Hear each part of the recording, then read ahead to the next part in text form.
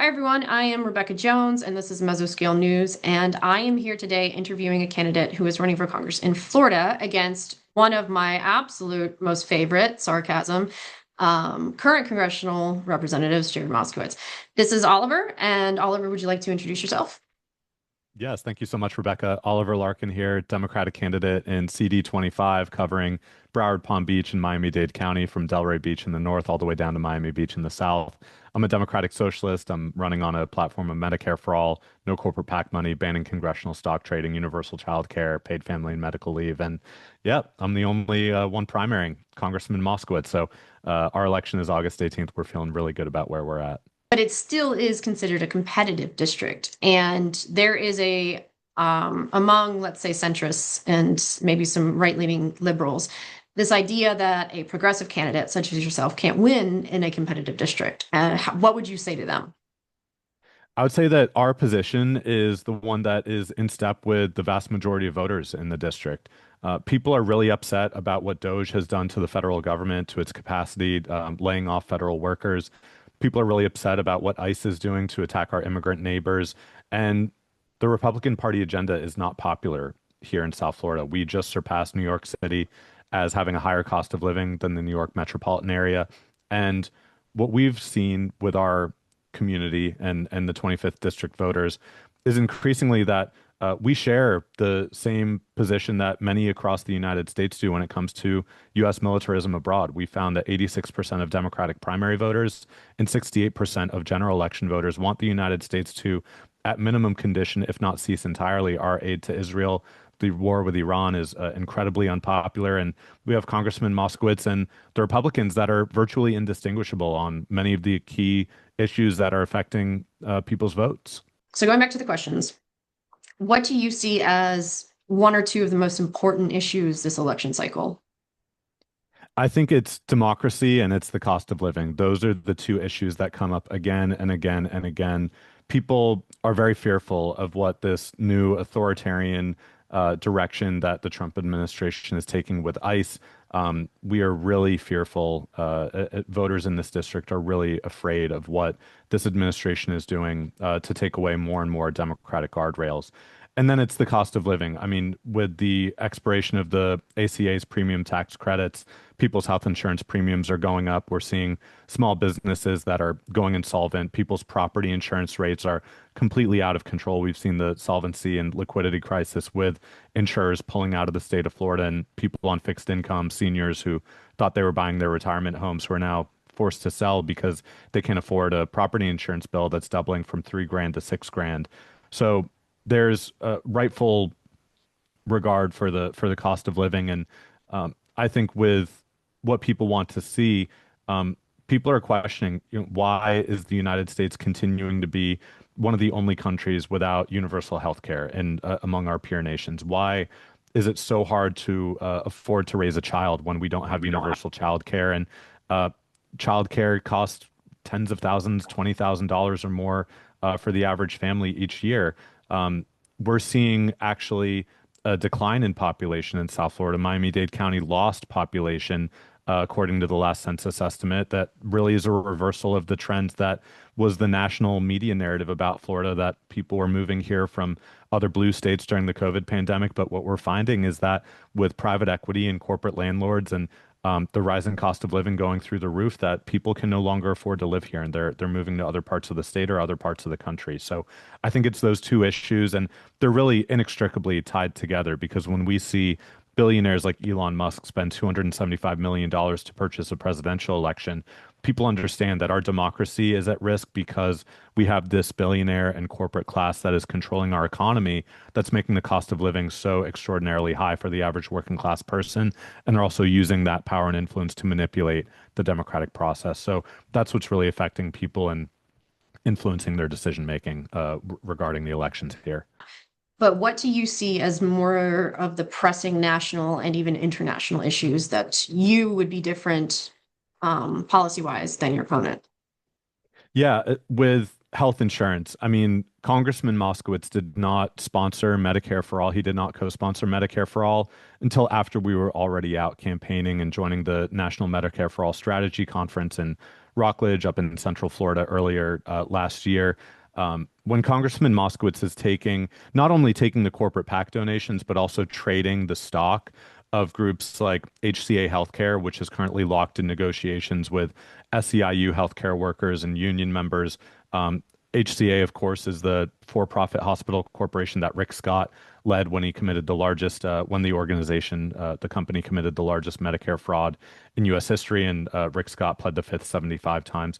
When Congressman Moskowitz is not only taking the donations, but also trading stocks and personally profiting from this broken healthcare system, he's not going to fight for the transformative Medicare for all policy that we need. When it comes to the United States entanglements in wars abroad, whether it be supporting Israel's wars or starting our own illegal war with Iran, Congressman Moskowitz, as a sitting member of the House Foreign Affairs Committee, bought Lockheed Martin stock on 4 separate occasions before Trump launched this illegal war. When Ro Khanna and Thomas Massie introduced their bipartisan Iran War Powers Resolution, Congressman Moskowitz came out opposed to it immediately. He called it the Ayatollah Protection Act, and he's continued trading defense stocks in the months since this war began. So again, someone who is personally profiting from the corruption that is endemic within Congress is not going to fight to change the status quo that he's profiting from.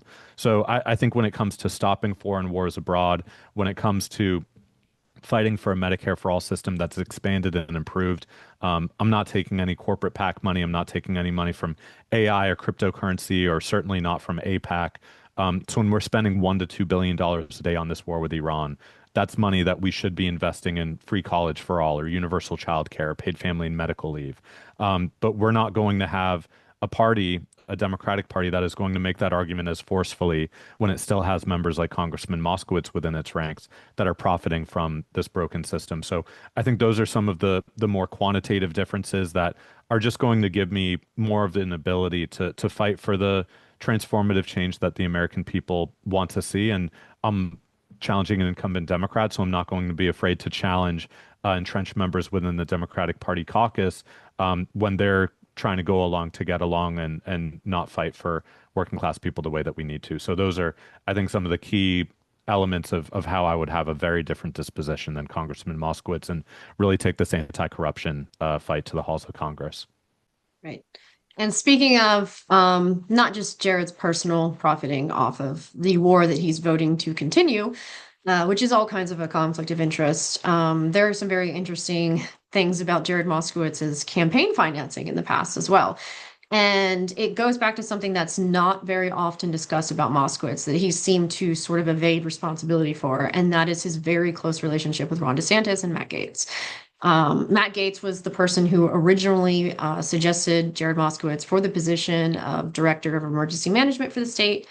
I worked with him directly while I was also with State Emergency Management for about a year before COVID, and we remained friends, and he became one of my primary sources to get public information out during COVID. But at the same time, he was also overseeing a disaster of a response, one of the worst responses in the entire country, and took no responsibility for it. And then after his period of time with emergency management was up, he disappeared for a little bit and then got the Broward County appointment from which he launched his first congressional campaign. He has rarely, if ever, been recorded criticizing DeSantis, whether it's his draconian policies, him undoing the gun legislation post-Parkland that Moskowitz kind of rose to familiarity in advocating for, and certainly not with COVID. And their relationship has been continuing all these years, and it included some of DeSantis's kingmakers, I will say, donating to Moskowitz when he was their first Democratic donation ever made. People like, I'm sure you know now, of Kent Sturman, who was the man who committed suicide in a post office parking lot as he found out he was being investigated and very likely to be arrested for child sex trafficking. DeSantis and Kent Sturman lived together for a period of time. And after he came back to work with the Army.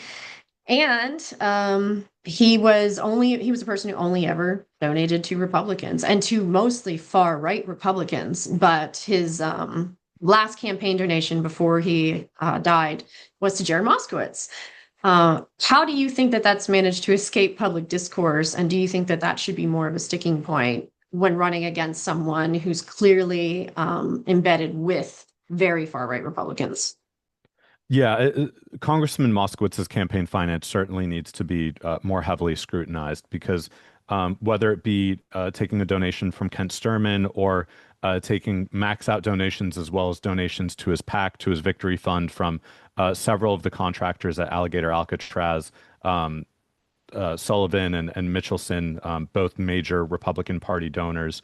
When Congressman Moskowitz asserts that his position in Florida Department of Emergency Management was serving the state in a nonpartisan way, that it was truly about service, that is belied by the fact that he received all of this funding in his campaigns in the years that followed.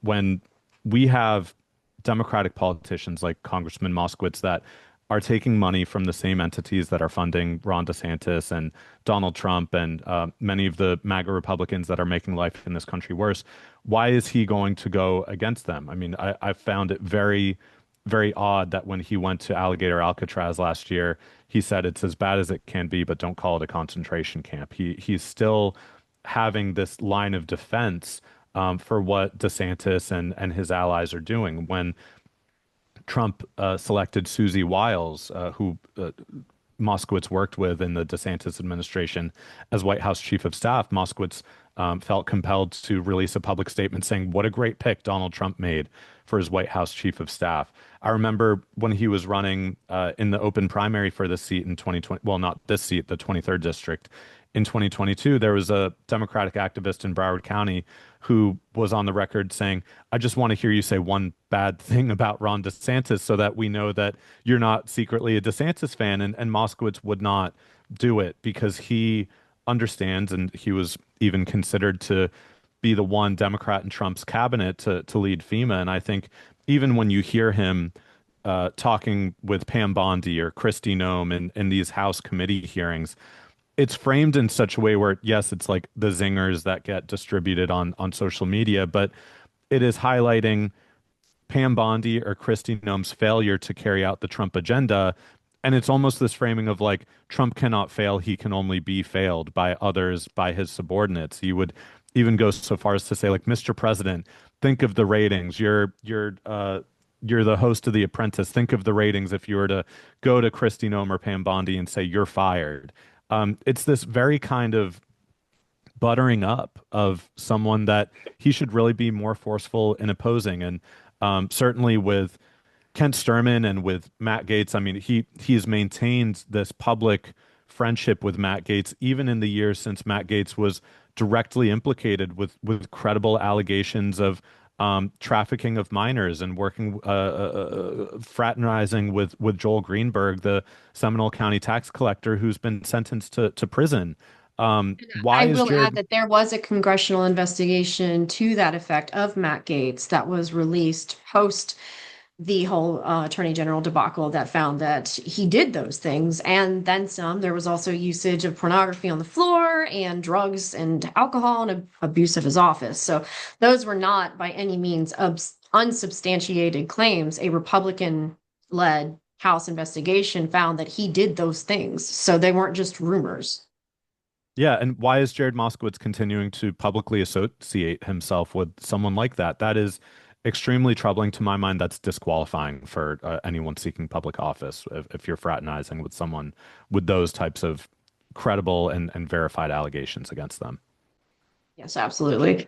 Yeah, it's good PR. That's all I feel like politics has become in the modern age, is just who can sell the best story. And certainly people love to see a little bit of fight in people. And that's oftentimes reduced to a zinger on the House floor, which is maybe not representative of a congressman's legislative record by any means. Speaking of his legislative record, a couple years ago, I did an analysis of 35 what were considered optimal bills to measure whether or not a Democratic Party member was more in line with the Democratic Party or was some kind of exception in voting against things like um, you know, any block to aid for Israel, or voting to censure any Democratic politicians, including Al Green, Rashida Tlaib, voting to allow things like, now today would include the War Powers Act in Iran. And when I did it in 2024 or five, Jared Moskowitz was the number one, what would I call it, MAGA Democrats. So even for Democrats, and this is a Democratic primary, he is one of the most outlier Democrats in supporting Trump's efforts, if not the most. He's toned it down a little bit this year, I think, because he's worried, but supporting the MAGA agenda.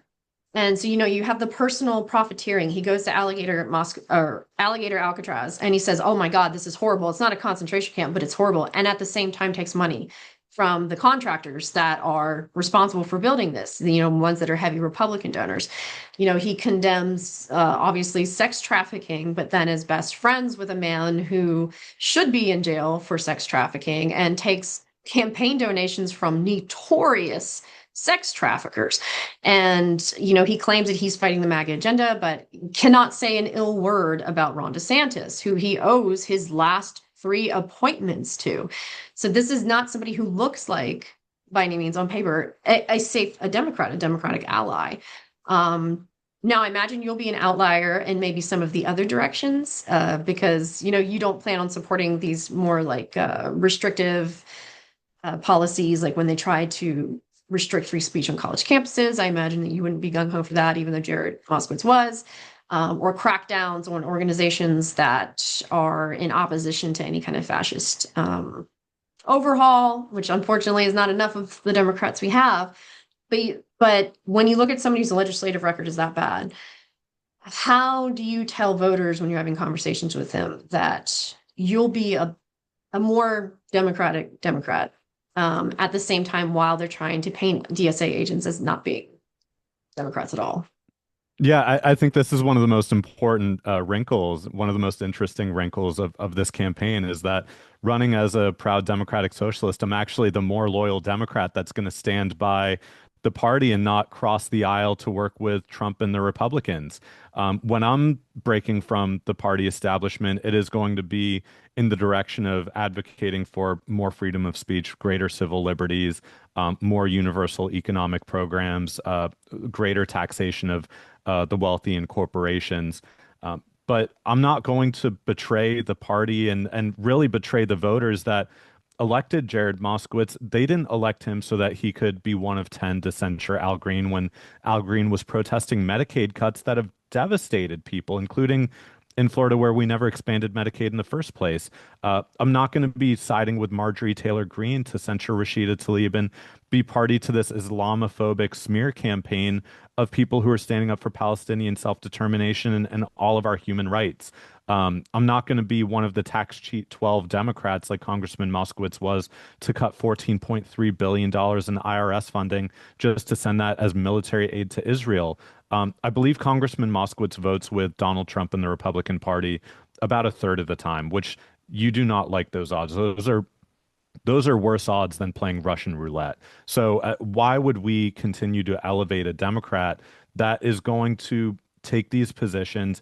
They're not positions that like voters in South Florida are clamoring for. We're not clamoring for like, yes, let billionaires and corporations, get away with paying less taxes. Like that's one of those things where even if you poll Republicans, they know that the billionaire class and corporations are getting away with highway robbery, not paying their fair share in taxes. So it is, to my mind, and for Democratic primary voters, a profound electoral liability, a vulnerability in the general election when we have someone that is going to depress Democratic enthusiasm and turnout this much by taking all of these awful stances. And then Republicans are just going to vote for the real thing. I mean, we saw this play out on a national level with Kamala Harris campaigning with Liz Cheney and losing all 7 swing states in 2024.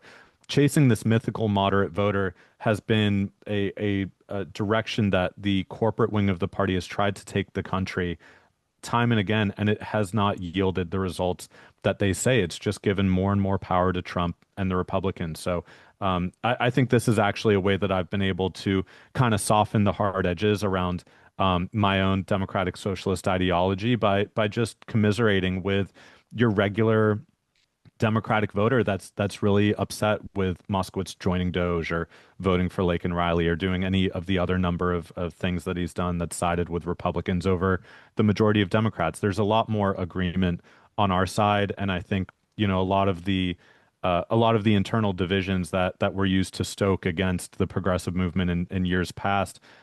We see those for what they are right now, which is giving power to the right by trying to divide our coalition. And we know that if our coalition is strong and comes together, then we are capable of beating Republicans in November. And I think, this is a direction that we need to take because we're also giving people a reason with our campaign to register as Democrats in a closed primary state. So I'm trying to be, the kind of candidate that is going to bring a majority together and not seek to exclude people or divide people or say, I'm a democratic socialist, and if you're self-identifying as liberal, that's wrong, that's bad. Like, no, we need to be adding people to our coalition and coming together where we agree. And unfortunately, Congressman Moskowitz, his project has been to divide the Democratic base and even to suggest, as others on the Hill have, that democratic socialists or progressives don't belong in the Democratic Party. We hear that now when they're afraid of their primary challenges, but we're going to hear in 2028 not to vote third party. So there's kind of a duplicity to what they engage in that I think voters just see through. Duplicity is a great choice of words when discussing Jared Moskowitz, to be sure. Um, I have a couple more questions. A couple are really quick. The first one is more personal, and it's a general, like, beyond the politics, beyond, being a professional, like, who are you? Where did you grow up? What did you want to study? What did you want to do? And why are you doing this? Just who you are outside of, the bullet points. Oh my God, I love this question. So I grew up in the city of Fort Lauderdale in Broward County, moved here in 1996 when I was 4 years old. My dad retired from U.S. Army service. And I I love the beach. I'm a PADI certified open water scuba diver. So I've always loved nature. I was a big athlete growing up. So I played basketball. I played college football. At Sewanee, the University of the South, I was a defensive end. I loved playing football. And I went to school to study literature and history. I've always been a voracious reader. Like in the fifth grade, when we had the Millionaires Club, if you read books with a cumulative total of 1 million words or more, I was always reading and going to school and going to a liberal arts college in the South that William Faulkner wrote about in The Sound and the Fury. He had a line at Harvard, they throw you in the water and they don't teach you how to swim. At Sewanee, they don't teach you what water is because everyone's drinking moonshine from the hollers.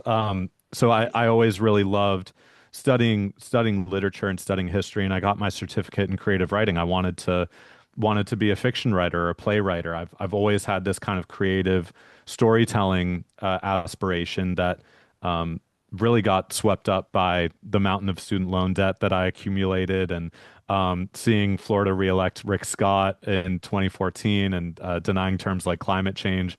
So that's really what drew me into political organizing and I didn't study political science or government or econ or public policy. This is not the direction that I thought my life was going to go, but I really felt so caught up in wanting to affect a more positive change for the state of Florida, but really for the entire country. And when I started listening to Bernie Sanders in 2015, it really made a lot of sense to me. But yeah, still aspire to maybe write a book one day or get back into screenwriting or playwriting because that's really the creative outlet that I always aspired to. And I think there's a lot to be said for the arts and the humanities. The right and Elon Musk would say that it's just science, technology, engineering, and math. And no offense, because I know you're a scientist by trade. So there's room for all of it, and I think that really influenced me early on, and still does in many respects of having that more artistic bent. Yeah, yes, I'm a scientist. I studied climate for too long. Uh, and I'm very much am a, invest in STEM person, but at the same time, most of what I make now is through writing. I was a double major, I studied earth science and journalism because I wanted to tell stories that I thought were important that could move people to act. It was actually the National Geographic Blood Diamond series that I read when I was young that made me want to be a journalist because it changed the international community laws about diamond exploitation and labor exploitation around it. And has kind of propelled now the point where a lot of people are not buying diamonds anymore. They're buying, lab grown diamonds or, alternative gems and things like that. And so seeing how a single story of, basically one person inside of this horrible regime could just change the world to me was very powerful.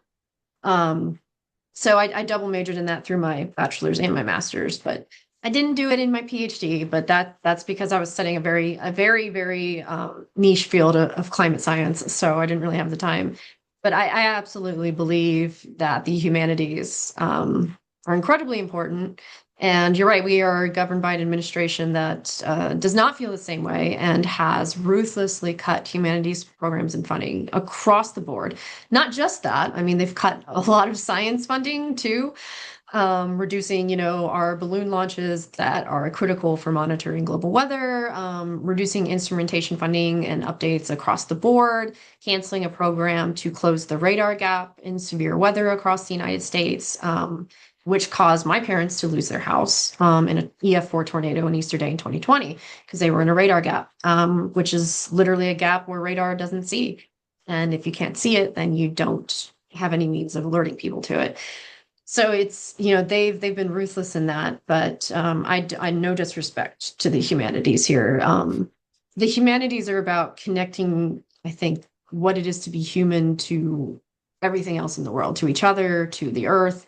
And, all the engineering in the world can't, make up for beautiful art or, great writing or any of the other social studies that help us move society forward. So I just want to defend a little defensive, that like I sometimes come off as a hardcore, like only hard science should be funded. And I've said they should be prioritized, but my majors were actually geography, which is the intersection of earth science and society. So certainly a lot of heavy studies on how climate impacts people. And speaking of climate, since we haven't brought it up yet, and I have to finish quick because we have 7 minutes, what are your priorities in terms of environmental legislation or climate change legislation when you get to Congress? Yeah, I'm a big supporter of the Green New Deal, and really central to my assessment here is what the needs of cities like the one I grew up in Fort Lauderdale are, where we've seen divestment from our infrastructure. We have rising sea levels, and we see the degradation of our coral reef ecosystems, of our mangroves. And these are buffers that protect our coastal community from beachside erosion, from extreme weather like hurricanes. So I want to see passage of legislation that not only invests in environmental restoration, because there's a great deal that needs to be done with our reefs, with our mangroves, with completing the Everglades restoration that's been put off for a quarter century or more. I also want to see the transition of our energy economy to 100% renewable energy as quickly as possible. I think there's room and a real prerogative for public ownership of utilities and of the energy economy, because the market itself is not going to move at the rate that we need it to solve the climate crisis. So I think, and Donald Trump is even doing this by having government-owned gas stations. So he may be paving the way in some respects for this already. But I really think that it's not just about transitioning the energy economy. It is about doing the environmental restoration work. I think this also includes a moratorium on AI data centers. I don't want to see the proliferation of these, massively energy consuming and water consuming data centers that raise our utility rates. We need to take on the private investor-owned utilities that are raising rates on Floridians and people all across the country, and constructing really a clean energy, a clean electric grid. Because even if you have an electric vehicle, the electricity that you're oftentimes charging your vehicle with comes from electricity generated from fossil fuel burning plants. So there's a lot that we need to do to make our grid, 100% renewable and electrified, and to make sure that the United States is working cooperatively with other countries around the world on climate action. And I don't think that there's room for the level of antagonism that we see in the saber rattling with other countries when we need to come together and resolve the climate crisis. Yeah, I agree. And then this is my last question. It's a little silly, but I ask it to everybody. So you'll be like the seventh person I've asked it to. So I'm interested. Everyone's had a different answer. And the last guy I asked was doing this while I was asking the question. So he was ready to go. What is your favorite non-human influenced Earth phenomena? Like something that the plant happens on the planet by itself that you think is just brilliant. Oh man. I know there's so many. Yeah, I think it really is the phenomena. I mean, I love the reefs in Florida, so I think it's the spawning and reproduction of the coral polyps. We have the third largest system in the world behind just the Mesoamerican reef and the Great Barrier Reef. So I think, there's such natural beauty, and the marine biodiversity it takes up such a great proportion of the entire biodiversity in the world, just in our coral reef ecosystems, that I would say um, that is probably the one where I just think it's a natural wonder. Like anytime that I'm diving off of John Pennycamp, or even off of the some of the coral reefs off of Hollywood Beach or Fort Lauderdale or Pompano or Deerfield, I think it's just extraordinary to behold. Um, so I would say that is, I don't know if that's a phenomena or just a Oh no, it definitely is. It's a very, yeah. I actually work as a climate and ocean advisor to Project Zero, which is a United Nations backed NGO. And my role there is to advise on climate and oceanic changes and how they might impact coral reefs, because they're an agency that really deals specifically with corals. So as a physical scientist, I don't study the biological parts, like I'm interested in how Earth moves and how the pieces interact, but not so much the life on it. And so I have just been enthralled with not just the biodiversity that, coral reefs provide, but like the fact that, 23%, I think, of all of our goods are dependent upon healthy coral reefs in the world. They're also one of the most threatened environments on the planet right now, because of climate change, rising sea levels, temperature changes, acidity changes, sensitivities to shipping. I mean, all kinds of other issues. So coral reefs are definitely one of those brilliant Earth phenomena that it's absolutely cool to be amazed by. So no, Yeah, no, no, the just Gulf no Stream. shame in that. Yeah. Yeah, the Gulf Stream that feeds the water on the reefs. So we need to protect the Gulf Stream and global ocean currents from climate disruption. All right. So I will wrap it up. I'm going to give you a chance to do your whole spiel again, your name, what you're running for, where people can find out more information, and the key election dates. So you good? Yeah. All right. Yes. Oliver Larkin, Democratic candidate for Florida's 25th Congressional District in Broward, Palm Beach, and Miami-Dade County. Our primary election is on August 18th. Early voting is going to begin in Miami-Dade on August 3rd, in Palm Beach and Broward on August 8th, running through the 16th.